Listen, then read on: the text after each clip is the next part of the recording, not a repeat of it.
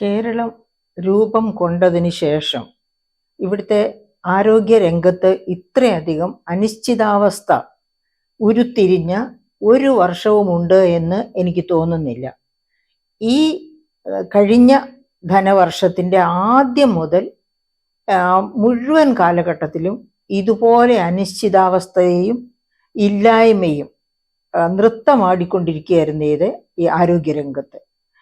ഇവിടുത്തെ ജനറൽ ആശുപത്രി, തിരുവനന്തപുരത്തെ ജനറൽ ആശുപത്രി എന്ന് പറഞ്ഞാൽ ധാരാളം പാവപ്പെട്ട രോഗികൾ, അതായത് ഒരു ദിവസം കുറഞ്ഞ പക്ഷം 500 സാധാരണ രോഗികളെങ്കിലും, നമ്മൾ ഓർക്കണം, ജനറൽ ആശുപത്രിയിലേക്ക് വരുന്നവരൊക്കെ പാവപ്പെട്ട രോഗികളായിരിക്കും. കാരണം അല്ലാതെ ഒരു തരത്തിൽ നിവൃത്തിയുള്ളവരൊക്കെ ഒന്നുകിൽ മെഡിക്കൽ കോളേജിലേക്ക് പോകും, അതുമല്ലെങ്കിൽ അവര് സൂപ്പർ സ്പെഷ്യാലിറ്റി ഹോസ്പിറ്റൽ, സ്വകാര്യ ആശുപത്രികളിലേക്ക് പോകും. കാരണം അവർക്ക് അവിടെ എളുപ്പം ആവശ്യമുള്ള സേവനം കിട്ടും. ഒരു പക്ഷേ ജനറൽ ആശുപത്രിയിലുള്ള ഡോക്ടർമാരെ പോലെ തന്നെ മിടുക്കരായിരിക്കണമെന്നില്ല ഈ സൂപ്പർ സ്പെഷ്യാലിറ്റിയിൽ ഇരിക്കുന്നവർ, പക്ഷേ സേവനം വളരെ മെച്ചപ്പെട്ടതായിരിക്കും.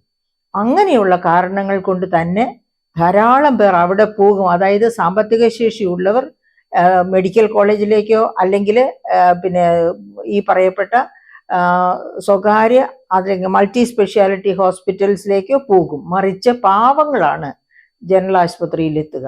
500 പേരെങ്കിലും കുറഞ്ഞ പക്ഷം ഒരു ദിവസം ജനറൽ ആശുപത്രിയിൽ എത്തുമെന്നാണ് പറയുന്നത്.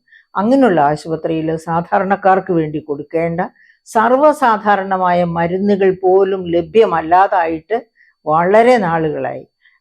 ഏതെങ്കിലുമൊക്കെ കുറിപ്പ്, ഇപ്പോൾ സർജറി വിഭാഗത്തിൽ നിന്നോ മറ്റുമൊക്കെ മരുന്നിനുള്ള കുറിപ്പ് കൊടുത്തയച്ചാൽ അത് അവിടുത്തെ മെഡിക്കൽ സ്റ്റോറിൽ കിട്ടുകയില്ല. മെഡിക്കൽ സ്റ്റോറിൽ ചെന്ന് അന്വേഷിക്കുമ്പോൾ ഇല്ല, അവിടെ ഇല്ല, പുറത്തു പോയി മേടിക്കണം. ഈ പാവപ്പെട്ട രോഗികൾ ജനറൽ ആശുപത്രിയിലേക്ക് എത്തുന്നത് തന്നെ അവിടെ നിന്ന് മരുന്ന് കിട്ടും, ഫ്രീ ആയിട്ട് കിട്ടും എന്ന ധാരണയോടെയാണ് ചെല്ലുന്നത്. കാരണം അങ്ങനെയാണ് സംസ്ഥാന ഗവൺമെന്റിന്റെ കാരുണ്യ ആരോഗ്യ പദ്ധതി അനുസരിച്ച് 2019 അതിനെ ആയുഷ്മാൻ പദ്ധതി, കേന്ദ്രത്തിന്റെ ആയുഷ്മാൻ ഭാരത് പദ്ധതിയുമായിട്ട് ചേർത്ത് സംസ്ഥാന ഗവൺമെന്റ് ഫോം ചെയ്യുന്നത്. അതിനു മുൻപ് 2012 കാരുണ്യ ലോട്ടറി എന്നൊരു ലോട്ടറി സിസ്റ്റം ബഹുമാനപ്പെട്ട പരേതനായ ധനമന്ത്രി മാണി സാർ ഉണ്ടായിരുന്നപ്പോൾ കൊണ്ടുവന്നു.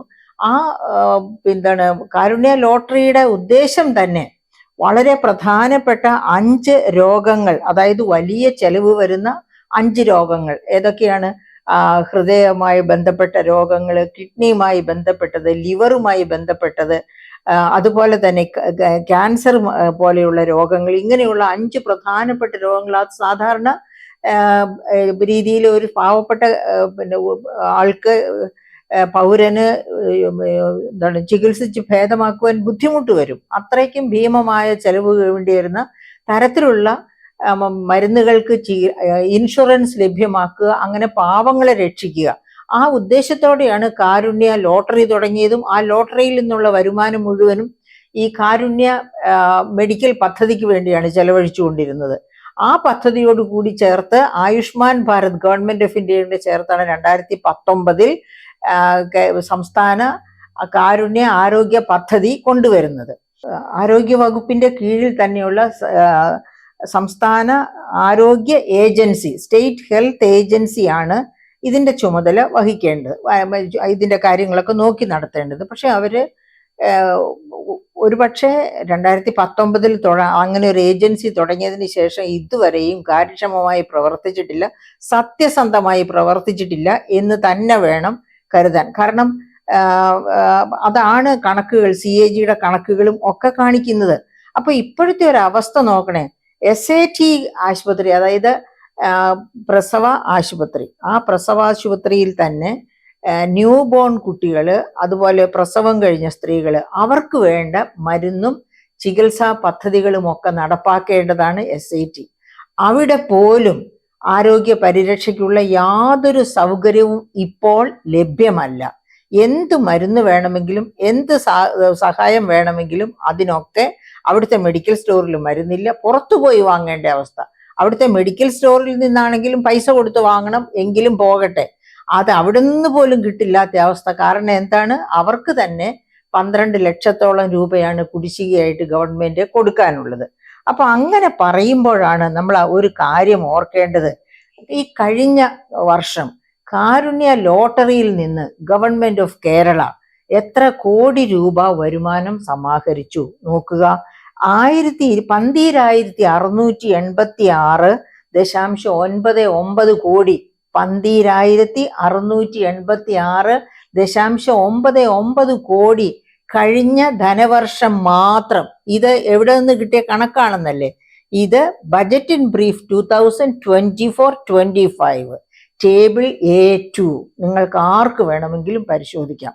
കാരുണ്യ ലോട്ടറി കൊണ്ടുവന്നതും കാരുണ്യ ബെനവലന്റ് ഇൻഷുറൻസ് പദ്ധതി കൊണ്ടുവന്നതും അത് സ്വകാര്യ ആശുപത്രികളെ കൂടി നമ്മുടെ കണക്കിലെടുത്തുകൊണ്ടാണ്. അതായത് ഏതേത് സ്വകാര്യ ആശുപത്രികളൊക്കെ ഈ പറയപ്പെട്ട 5 മേഖലകളിൽ വലിയ ട്രീറ്റ്മെന്റ് നടത്തുന്നു, ആ 5-നുമുള്ള ഇൻഷുറൻസ് തുക കാരുണ്യ ബെനവലന്റ് സ്കീം, അതായിരുന്നു മാണി സാർ ഇട്ടിരുന്ന പേര്. അത് കഴിഞ്ഞാണ് അതിനെ ആയുഷ്മാൻ ഭാരതുമായിട്ട് ബന്ധപ്പെടുത്തി സംസ്ഥാന കാരുണ്യ ആരോഗ്യ പദ്ധതി ആക്കി മാറ്റുന്നതും അത് ഇങ്ങനെ ഒരു സംസ്ഥാന ഏജൻസിയുടെ കീഴിലേക്ക് സ്റ്റേറ്റ് ഹെൽത്ത് ഏജൻസിയുടെ കീഴിലേക്ക് കൊണ്ടുവരുന്നതും.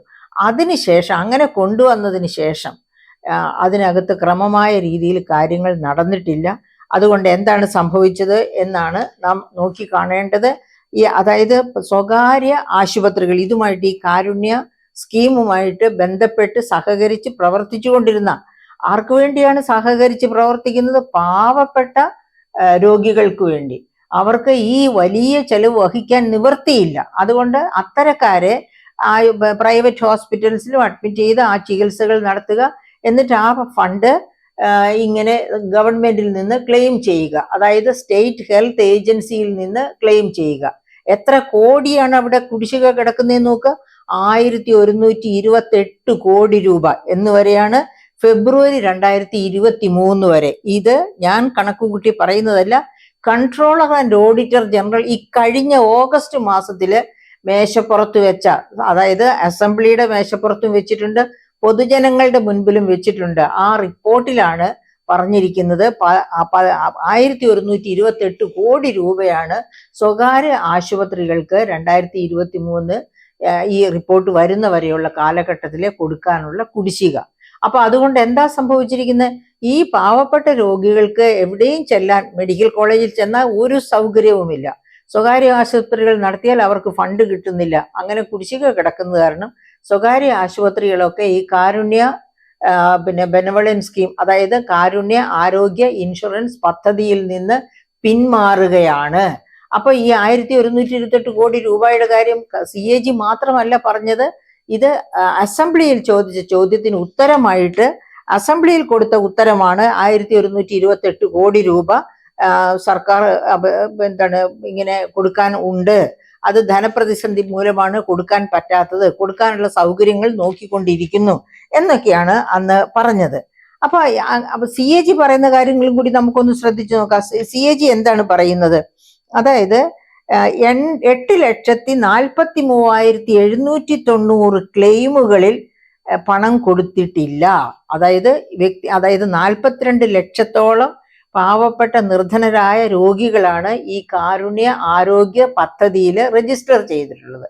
അങ്ങനെ ചെയ്തിട്ടുള്ള 42 ലക്ഷത്തിലധികം രോഗികളിൽ 8,43,790 ക്ലെയിംസ്, അതായത് 8,43,790 രോഗികൾ ചികിത്സ തേടി അതിന്റെ ബില്ല് കാണിച്ച്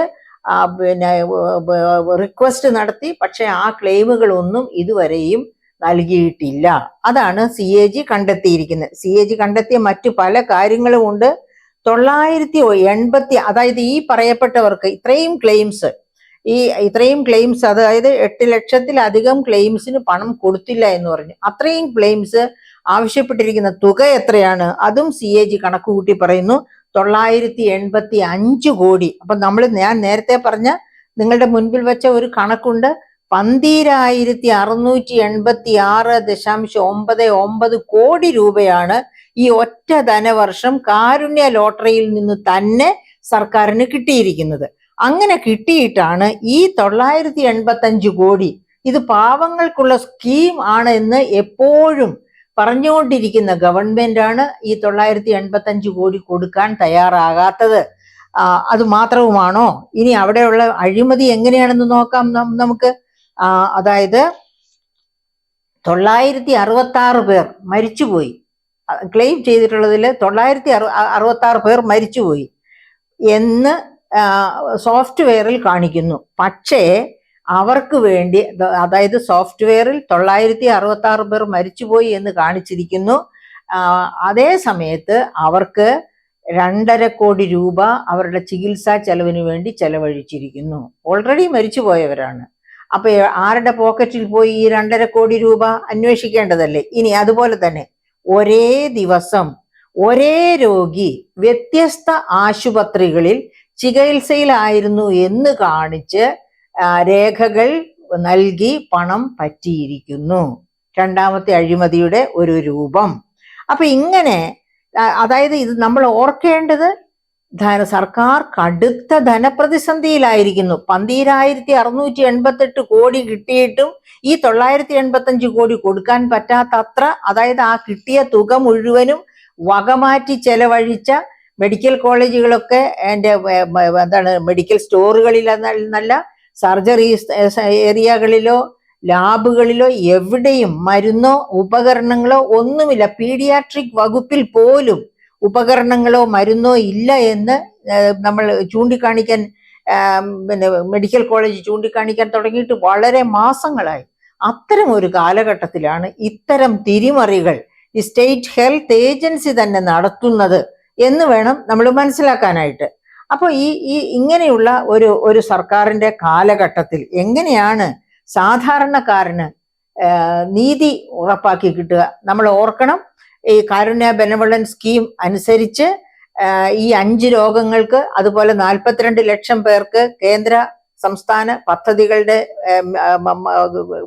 സഹായത്തോടെ ഒക്കെ ചികിത്സാ സഹായം നൽകുമെന്ന് വളരെ ശക്തമായ രീതിയിൽ ഇലക്ഷൻ മാനിഫെസ്റ്റോയിൽ, 2016-17 ഇലക്ഷൻ മാനിഫെസ്റ്റോയിലും 2021 ഇലക്ഷൻ മാനിഫെസ്റ്റോയിലും കൊടുത്ത് ഭരണത്തിൽ വന്ന ഗവൺമെന്റ് ആണ് ഇതുപോലെ ഈ ആരോഗ്യ മേഖലയെ തഴഞ്ഞിരിക്കുന്നത്. നമുക്കറിയാം, എപ്പോഴും പുരപ്പുറത്ത് കയറി ബഹുമാനപ്പെട്ട മുഖ്യമന്ത്രി പിണറായി വിജയൻ തന്നെ പല സാഹചര്യങ്ങളില് ഹെൽത്തില് കേരളം ഇന്ത്യയിൽ 1-ാം സ്ഥാനത്താണ് എന്ന് പറഞ്ഞിട്ടുള്ളതാണ്. അങ്ങനെയുള്ള ഹെൽത്ത്, അങ്ങനെ ശ്രദ്ധയോടെ പരിപാലിക്കേണ്ട ഹെൽത്ത് സെക്ടറിനാണ് ഇത്ര വലിയ അവഗണന അനുഭവിക്കേണ്ടി വരുന്നത്.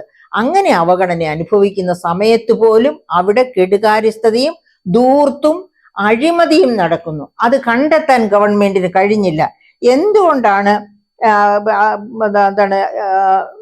ഇതൊന്നും കണ്ടെത്താൻ ഗവൺമെന്റിന് കഴിയാതെ? അപ്പൊ CAG ചൂണ്ടിക്കാണിച്ചിട്ടുണ്ട്, മരിച്ചവർക്ക് പെൻഷൻ കൊടുക്കുന്നു എന്നത് മാത്രമല്ല, മക്കളൊക്കെ അമേരിക്കയിലാണ്, ബെൻസ് കാറ് മുറ്റത്ത് കിടക്കുന്നു, ഓടിക്കാനൊന്നും ആളില്ലാതെ ഇതൊക്കെ ബാറ്ററിയൊക്കെ ഊരിയിട്ടിരിക്കുകയായിരിക്കും, ശരി. പക്ഷേ വലിയ കൊട്ടാരം പോലെയുള്ള വീട്ടില് ഒന്നുകിൽ ഒരു അച്ഛൻ മാത്രം കാണും, അല്ലെങ്കിൽ ഒരു അമ്മ മാത്രം കാണും. അവർക്കും സാമൂഹ്യ സുരക്ഷാ പെൻഷൻ കൊടുക്കുന്നു, അവർക്കും ചികിത്സാ സഹായം സർക്കാർ കൊടുക്കുന്നു. എന്ന് വെച്ചാൽ അതൊന്നും അർഹതയുടെ പേരിലല്ല കൊടുക്കുന്നത്. അങ്ങനെ എന്തെല്ലാം തരത്തിലുള്ള അഴിമതിക്കാണ് കേരളം ഇപ്പോ എന്താണ് പറയുക, കാതെ ഓർക്കുന്നത്, അല്ലെങ്കിൽ കേരളം കണ്ടുകൊണ്ടിരിക്കുന്നത് എന്ന കാര്യം സൂചിപ്പിക്കാൻ വേണ്ടിയാണ് ഞാനത് അവിടെ പറഞ്ഞത്. അപ്പൊ ഇങ്ങനെയുള്ള ഒരു സാഹചര്യത്തിൽ നമുക്ക് എന്താണ് വേണ്ടത്? അതായത് ധനപ്രതിസന്ധി അതിരൂക്ഷമായിരിക്കുകയാണ്. എവിടെയൊക്കെയാണ് പഴുതുകൾ ഉള്ളത്, എവിടെയൊക്കെയാണ് ചോർച്ചയുള്ളത്? അതായത് ഒരു ഖജനാവ് ചോർന്നു പോകുന്നു എന്ന് പറയുമ്പോൾ ആ ഖജനാവിന്റെ ചോർച്ച എവിടെയൊക്കെയാണ് എന്ന് കണ്ട് ആ പഴുതുകൾ അടച്ചാൽ മാത്രമേ നങ്കൂരമുറപ്പിക്കാൻ പറ്റൂ. ഇപ്പൊ നങ്കൂരമുറപ്പിക്കാൻ പറ്റാത്ത കപ്പൽ പോലെ കേരളം ചരിച്ചുകൊണ്ടിരിക്കുകയാണ്. ഓർമ്മിക്കണം, ഇങ്ങനെ ഈ കൈക്കൂലി വാങ്ങുകയോ അല്ലെങ്കിൽ അതുപോലെ തന്നെ ഇത്തരം തിരിമറികൾ നടത്തുന്നതൊക്കെ സ്വന്തം പോക്കറ്റ് വീർപ്പിക്കാനാണ്. ഈ മരിച്ചവർക്ക് പെൻഷൻ കൊടുക്കുന്നത് അവനവന്റെ പോക്കറ്റിലേക്ക് പോകാനാണ്. ഇതൊക്കെ ഓർക്കുക. നങ്കൂരം നഷ്ടപ്പെട്ടു കഴിഞ്ഞാൽ എല്ലാവരും ഒന്നിച്ചു മുങ്ങി താഴുമെന്ന് ട്രേഡ് യൂണിയനുകളൊക്കെ ഉണ്ട് കേരളത്തിൽ, വളരെ ശക്തമാണ്, മിലിറ്റന്റ് ആണ് ട്രേഡ് യൂണിയൻ. അവര് നോക്കുകൂലി ചോദിക്കും, എന്തുമാത്രം കാണിക്കാനും അവർക്ക് ഒരു വിഷമവുമില്ല. പക്ഷേ ഇതുപോലെ നടക്കുന്ന അഴിമതികൾ കണ്ടെത്താനോ അത് ചൂണ്ടിക്കാണിക്കാനോ അങ്ങനെ സംസ്ഥാനത്തെ ധനപ്രതിസന്ധിയിൽ നിന്ന് രക്ഷിക്കാനോ ഈ യൂണിയനുകൾ ആരും മുൻപോട്ട് വരുന്നില്ല. കാരണം ഇതിന്റെയൊക്കെ ഭാഗം പറ്റുന്നവരാണ് യൂണിയനുകളിൽ പെട്ടവരും. അതുകൊണ്ടാണ് അവരാരും അതിനുവേണ്ടി മുൻപോട്ട് വരാത്തത്. അപ്പൊ ആരോഗ്യരംഗം രക്ഷിക്കുക, ആരോഗ്യരംഗത്തേക്ക് തിരിയുക, അവിടെയുള്ള അഴിമതിയും ധൂർത്തും ഇല്ലാതെയാക്കുക. എവിടെയൊക്കെ ഏതൊക്കെ സാധാരണ സ്വകാര്യ മെഡിക്കൽ കോളേജുകൾക്ക് കുടിശ്ശിക കൊടുക്കാനുണ്ടോ ആ കുടിശ്ശികയൊക്കെ അടിയന്തിരമായി കൊടുത്തു തീർക്കുക. എന്നിട്ട് അവർ കൂടി ഭാഗഭാക്കായിക്കൊണ്ട് ഈ കാരുണ്യ ഇൻഷുറൻസ് സ്കീം മുൻപോട്ട് കൊണ്ടുപോവുക. കാരണം ഈ അത്രയധികം ആവശ്യക്കാർ, പാവങ്ങൾ, നിർധനർ ഈ സംസ്ഥാനത്തുണ്ട്. അവർക്ക് വേണ്ടി കൊണ്ടുവന്നാണ് കാരുണ്യ ലോട്ടറിയും കാരുണ്യ ബെനവലൻസ് സ്കീമും. അത് പിന്നെ പിൽക്കാലത്ത് കാരുണ്യ ആരോഗ്യ പദ്ധതിയായി മാറി. അപ്പൊ അത് എന്തിനു കൊണ്ടുവന്നു? ആ ലക്ഷ്യം തെറ്റിപ്പോകാതെ ലക്ഷ്യബോധത്തോടെ ഗവൺമെന്റ് മുന്നേറണം എന്നാണ് എനിക്ക് ഓർമ്മപ്പെടുത്താനുള്ളത്. അങ്ങനെ ഗവൺമെന്റ് മുന്നേറുന്നില്ലെങ്കിൽ ആ ഗവൺമെന്റിന്റെ ഓർമ്മ ശരിപ്പെടുത്താനുള്ള ബാധ്യത വോട്ടേഴ്സ് ആയിട്ടുള്ള എനിക്കും നിങ്ങൾക്കും ഉണ്ട്, പ്രിയപ്പെട്ട ശ്രോതാക്കളെ.